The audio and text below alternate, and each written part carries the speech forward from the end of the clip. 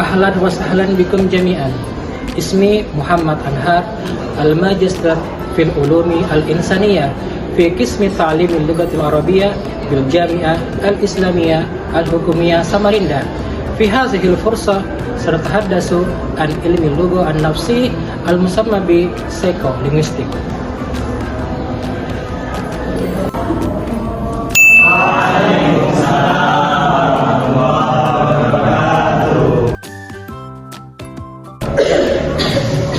Assalamualaikum warahmatullahi wabarakatuh. Waalaikumsalam warahmatullahi wabarakatuh. Kaifa halukum jami'an? Alhamdulillah. Asallahu ayyukina sihatan wa amin. Al-an qabla an nadkhul ila darsina al-jadid fa narju minkum an tad'u في هذه الدرس kami akan beritahu Bismillahirrahmanirrahim. Rabbi shrah li sadri wa yassir li amri wahlul 'uqdatam min lisani yafqahu qawli. Amin. Isma'u asma'ukum sa'uhabbirukum wahidan wa wahidan. Fauzia, Syauqi, Inayah. Qabla an nadkhul ila darsina al-jadid wa arju minkum an turaji'u durusana sabiqan. Man minkum yurid an yujib irfa'ya. Apa tadi? Pembelajaran kemarin yang sudah kita bahas adalah mengenai psikolinguistik. Psikolinguistik yang saya tahu adalah ilmu tentang hubungan antara gejala-gejala psikologi dalam linguistik. Hal hunaka ijabatun huruf? Nah, apa? Pada minggu lalu juga membahas tentang ruang lingkup psikolinguistik, yaitu ada 3. Yang pertama, pemrolehan bahasa. Yang kedua, produksi bahasa. Dan yang terakhir, hubungan antara bahasa dengan perilaku manusia. Na'am an sa'atakallamu ma'akum bil lughatil indonesia hatta nastati'u an nafham. Sekarang kita lihat apa yang menjadi tujuan daripada perkuliahan kita pada pagi hari ini, yaitu kita ingin melakukan studi tentang apa itu teori-teori dalam pemrolehan bahasa sebagai bahasa pertama. Masih sama kan? Kita coba sekarang kita coba berdiri dulu ya. Masih ingat kapan kalian terakhir berbaris? Dan latih fokus kalian dalam aspek baris berbaris. Siap? Siap. Kalau saya bilang kanan, kalian hadapnya ke kanan. Kalau saya bilang hadap kiri, kalian hadap kiri. Sudah tahu gimana posisinya? Bilang siap, ya. Siap. Misalnya saya katakan kanan kiri, siap, gitu ya. Bisa dicoba? Ini ada 3, ya. Silakan kalian siapa yang duluan, siapa yang lambat ya. Oke, bisa mulai? Kanan, kiri, belakang. Siap. Oh, ada yang bulan tadi ya. Oke. Kembali dapat lagi ya. Ini masih ada yang mencoba ya. Nah, ini yang terakhir. Kalian harus bisa cepat dan tepat ya. Jangan sampai nanti salah ya. Oke, kami saja bersama-sama ya. Ada 6 instruksinya. Siap-siap. 1, 2, 3. Kanan kiri, kanan kiri, kanan kiri. Siap. Oke, nah itu kan gampang ya. Kalian bisa bergerak. Siap. Kan sama di sini gini. Ya. Sama aja ya. Oke, terima kasih kembali dulu ya. Baiklah, hari ini kita akan masuk di pertemuan yang kelima. pertemuan kita hari ini kita akan membahas mengenai teori-teori umum dalam pemulihan bahasa sebagai bahasa pertama. Untuk lebih jelasnya, silakan lihat ke slide berikut. Linguistik untuk pertemuan kelima pada pembahasan mengenai teori-teori pemulihan bahasa sebagai bahasa pertama. Apa itu pemulihan bahasa sebagai bahasa pertama? Definisi umum disebutkan bahwa disebut juga sebagai bahasa atau bahasa ibu atau akuisisi bahasa satu, dan memiliki makna bahasa yang pertama kali diketahui, dipelajari atau dikuasai oleh seorang anak melalui suatu proses. Kemudian ada dua teori umum yang berkembang. Yang pertama ada teori nativisme atau teori alamiah, ada teori behaviorisme.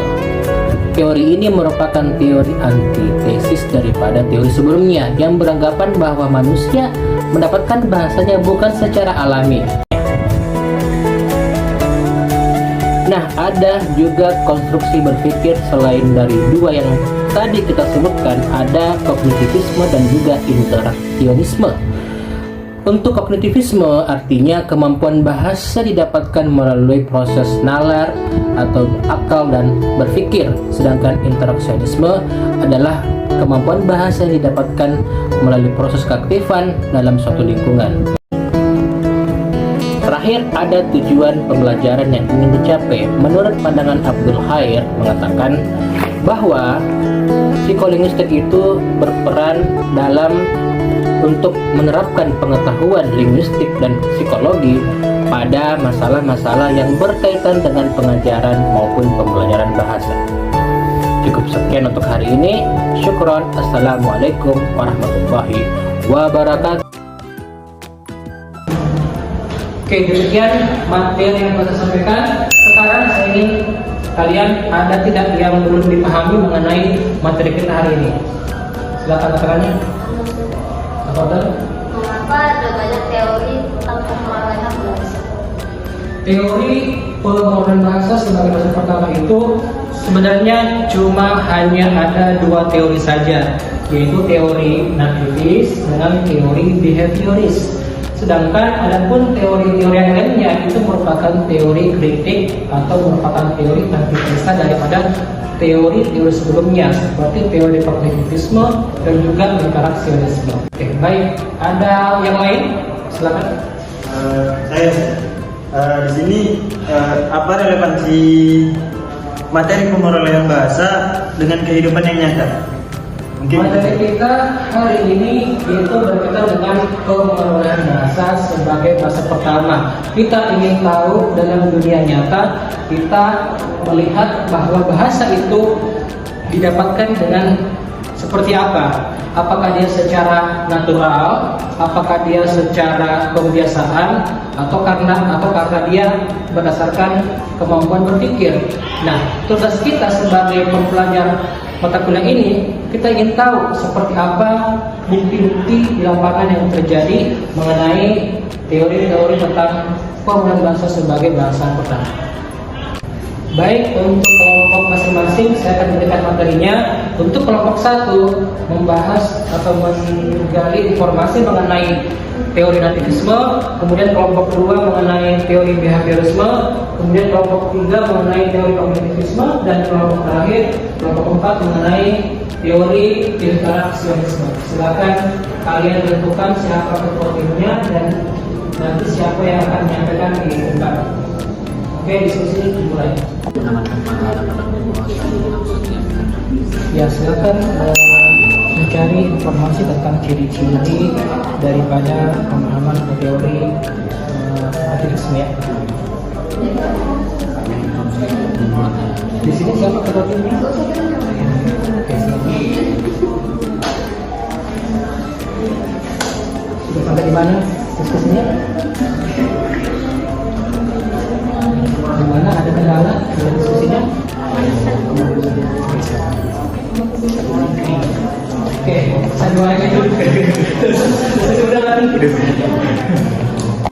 Baik, sekarang kita akan mendengarkan hasil diskusi dari tiap kelompok.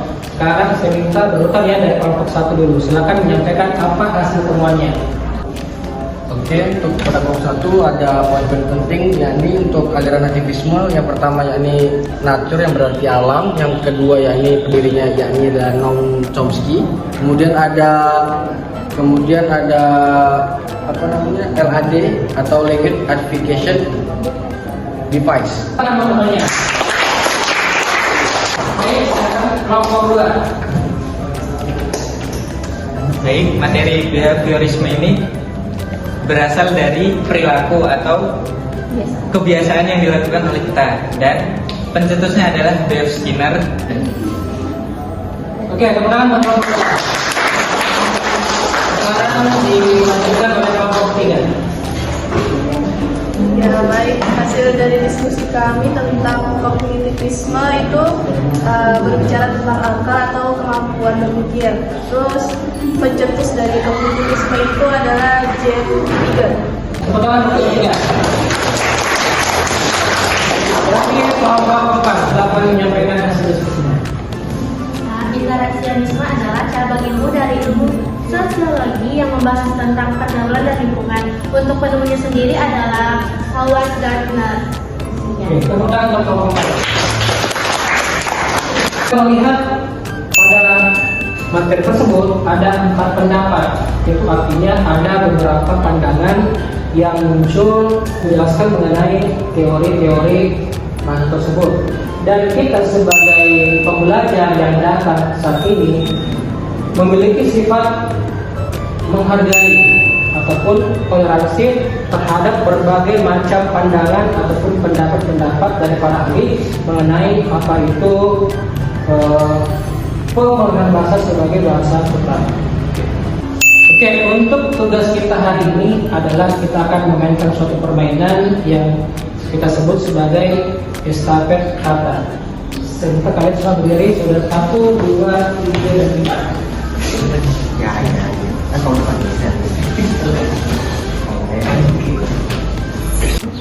Baik, untuk yang bagian pertama ini kelompok 1 versus kelompok 2 ya. Untuk kelompok 1 tolong berikan ciri-ciri tentang behaviorisme. Untuk kelompok 2 tentang nativisme, silakan diuraikan sampai belakang.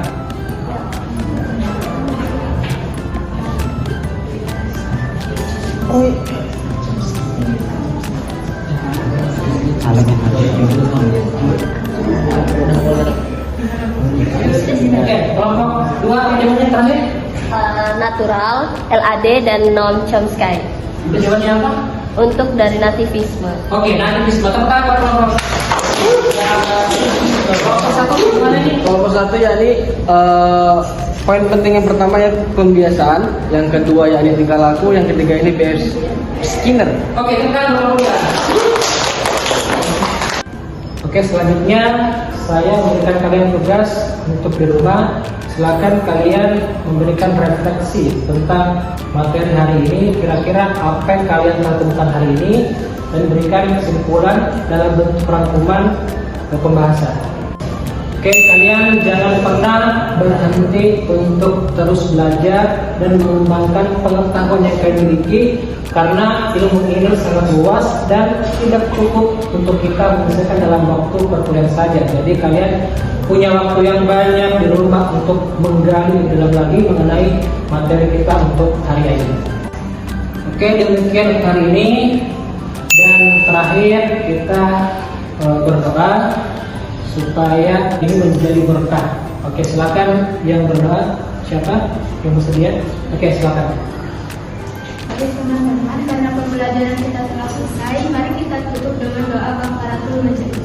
Subhanallahumma wa bihamdika asyhadu an la ilaha illa anta wa astaghfiruka wa atubu ilaik. Assalamualaikum warahmatullahi wabarakatuh.